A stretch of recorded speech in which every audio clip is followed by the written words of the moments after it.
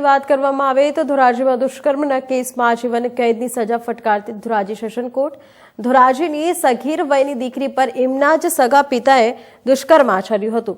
પિતાએ સગીર વયની દીકરી પર વારંવાર દુષ્કર્મ આચર્યું હતું.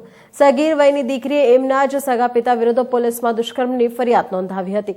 ફરિયાદીની ફરિયાદના આધારે અને પોલીસ તપાસની ભોગ બનનારના નિવેદનના આધારે આરોપીને 20 વર્ષ જેલની સજા ફટકારવામાં આવી છે. ધોરાજી સેશન કોર્ટે આરોપીને 20 વર્ષની સજા અને 5,000નો દંડ પણ ફટકાર્યું છે.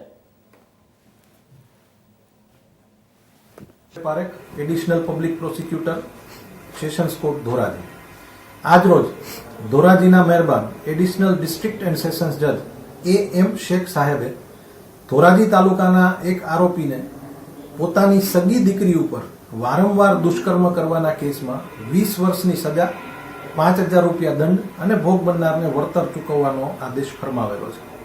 બનાવની વિગત એવી છે કે ભોગ બનનાર આરોપીની દીકરી હતી. ભોગ બનનાર જ્યારે 6 માસની હતી ત્યારે તેની સગી માતા મૃત્યુ પામેલી.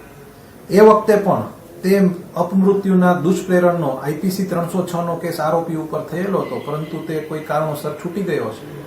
ત્યારબાદ હાલ ભોગ બનનાર 17 વર્ષ જેવી ઉંમરની હતી. તેને આરોપી પોતાની પાસે રાત્રે સુવા બોલાવતો અને ધરારીથી તેની સાથે દુષ્કર્મ કરતો. આવું વારંવાર બનતું અને ભોગ બનનારની પરદાદી એટલે કે આરોપીની દાદી 1-2 વખત અટકાવવાનો પ્રયત્ન કર્યો. આરોપીની પરદાદીએ જુબાનીમાં એવું પણ કહ્યું કે આરોપી તેને મારતો. એટલે આ તમામ સંજોગો અને આરોપીની વર્તણૂક જોઈ ધોરાજીના મહેરબાન એડિશનલ ડિસ્ટ્રિક્ટ એન્ડ સેશન્સ જજ A.M. શેખ સાહેબે આરોપીને તકસીરવાન ઠરાવી અને 20 વર્ષની સજા અને ₹5,000 દંડ ફટકારેલ છે.